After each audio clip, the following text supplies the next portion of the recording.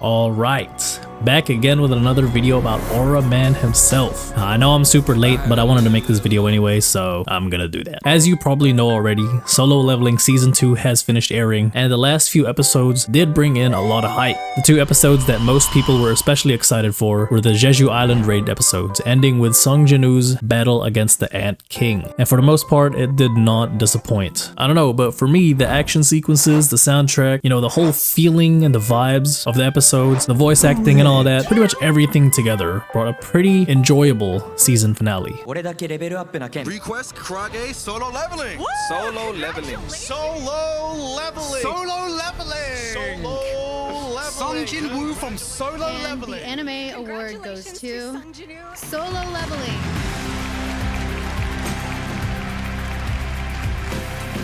Hey, before we start though, as you may know, Solo Leveling did receive 9 awards at the Crunchyroll Anime Awards. I want you guys to let me know in the comments, what do you think about that? I haven't really watched that many anime recently, but like, damn bro, 9 awards? It can't be that good, can it? And I'm sure there were other great anime released. They pretty much just handed out all the awards to Solo Leveling. It's like, the anime of the year goes to Solo Leveling. The best action goes to Solo Leveling. The best romance goes to Solo Leveling. The Kia NBA Most Valuable Player Award goes to Solo Leveling. Not even Sung Jin-woo, just Solo Leveling. So yeah, comment what you guys think. You know, did they deserve all those awards? And comment down what you think did deserve the ones that Solo Leveling didn't. Anyway, just to let you know, there will be Solo Leveling Season 2 spoilers in this video. Let's get right into it. Quick little recap. So before the Jeju Island arc, Sung Jin-woo went back to hell to complete the 100 floors challenge and obtain the elixir of life to save his mother. He fights demons, growing increasingly stronger as the floors get higher, as he does, and eventually meets this cute patootie baddie demon, Essel,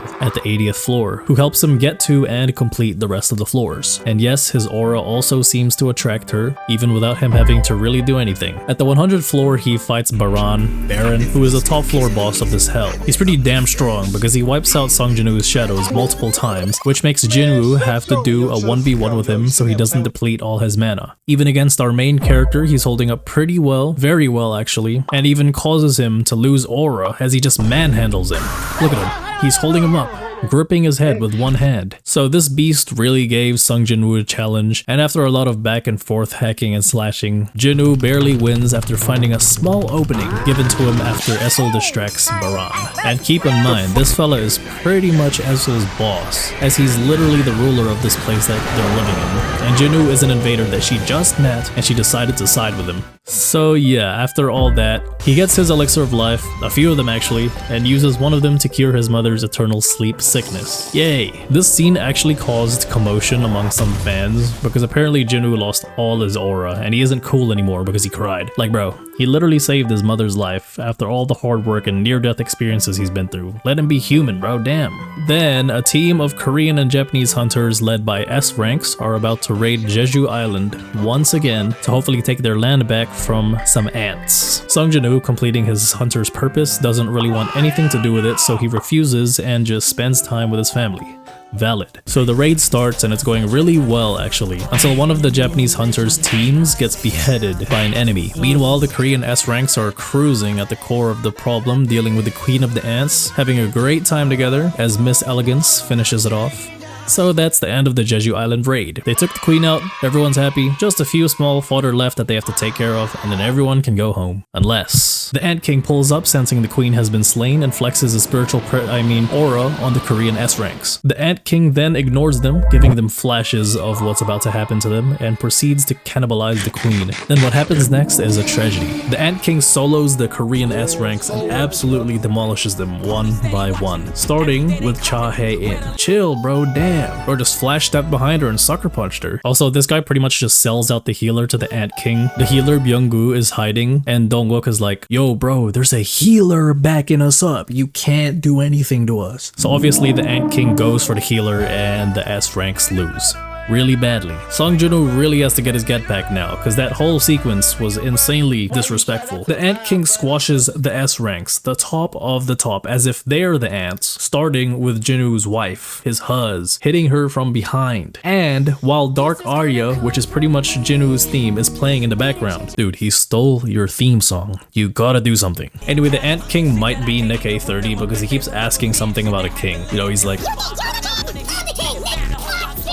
Then he rushes over to Goto Ryuji outside thinking he's the king, and Goto is unfazed, ready to take on the challenge. Looks like it's gonna be exciting. But he also gets rolled. Ref, please do something, because the Ant King flexes his aura once again and then uses a freaking domain expansion on Goto Ryuji and absolutely touches him off screen too. But later they do show his head falling to the ground, in case you wanted to know that, which you probably didn't. Hey, I'm gonna be honest though, this sequence was really cool, especially with that background soundtrack playing. I know you could feel it. Alright, no more messing around. The GOAT is coming. While the S ranks are severely injured and defending themselves from a swarm of ants, Sung Jin-woo uses his exchange ability on a shadow that he hid in the S ranks shadows to join the fight. Really late, you know, of course, for the aura that he's about to farm. But really, I think what happened was he decided to join after the healer got killed because his shadow might have gave him like an indication or something like that. And he was believing, bro. He was believing in the S ranks. He believed that they could cook. So he really just waited until the last minute. So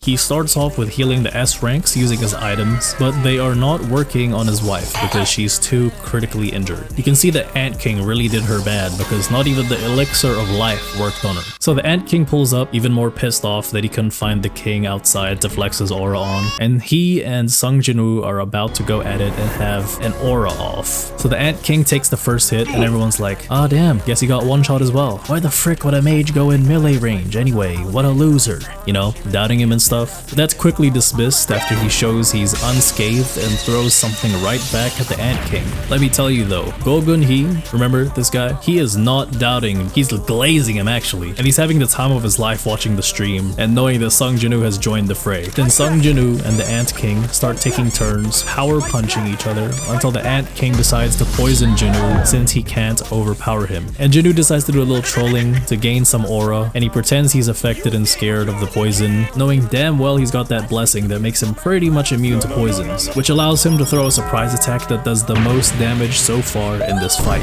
The Ant King's like, alright, that's enough buddy, I won't let you aura farm me any longer. And he undergoes a transformation that makes him much faster, as he thinks it'll be the best way to beat Jin-woo since overpowering him and poisoning him are out of the picture. Look at this dude, bro. He does not care. If he was like Eren and didn't follow the anime rules, he would have probably taken out the Ant King while he was transforming. But he respects the 1v1, and he's also currently aura farming, as he's going to show that he's going to win against his opponent at their strongest state. And the real fight is about to begin. Of course, I'm not going to show it all, and I recommend you guys do watch it because it is pretty damn cool. And from here, it's barely even close. Like, the fight itself has a nice length, and at first it looks like they're holding out well against each other, but it was pretty one-sided the whole time. Yeah, the Ant King surprises Jin-woo sometimes and almost lands some good hits, but other than that, he doesn't really land anything clean that damages Jin-woo. I want to know what y'all think about the fight scene though if you have seen it. I've seen some haters out there that don't like it, and come on bro, it's not as bad as they make it out to be. They're acting like it's the worst thing ever, the worst animation they've ever seen. I get there are parts where it's just flashing lights and light streaks, but they do have a good mixture of those as well as close-ups and actual fighting, you know? So you get to see the fighting, but also you get to understand how fast they're really moving. And I don't know if it's just me because I had this same problem with the Sukuna versus Maharaga fight, but I find some parts of the fight kind of hard to follow along and track. I'm kind of confused where they're at or like what's happening. And it's not just this fight either. I kind of felt the same with the BERU fight too, but again, maybe that's just me, I don't know. But for the most part, the solo leveling fights are very enjoyable. And the soundtrack is freaking awesome. Moving on. At the end of it, it's pretty sad honestly. You kind of forget what the Ant King did to the hunters because Jin-woo is just straight up bullying him. So he got turned into a nugget. And now he's literally walking him down, bro. And remember, Cha Hae-in is in critical condition. Where is bro's sense of urgency? The aura is more important, I guess. Valid. But yeah, Sung Jin-woo throws a mean flurry with his daggers to finally finish off the Ant King. And take a look at the other ants. They are out of there. They do not want anything to do with that. And that's pretty much the end of the Jeju Island raid. Sung Jin-woo then reveals to the S ranks what his mage power truly is, and arises the healer, Byung-gu, who heals Cha Hae-in without having to be told to do so. Then Jin-woo decides to let Byung-gu's spirit or soul be free after he heals Cha Hae-in as a sign of respect. There's a little bit of a problem outside though, so the ants that fleed are swarming everywhere, which puts every nearby land in danger if they make it there. But it ends up not being that bad as the cleanup crew do a really great job at taking care of them, and Sung Jin-woo is there to help out with his new shadow, the Ant King, which he named BERU. So all is good.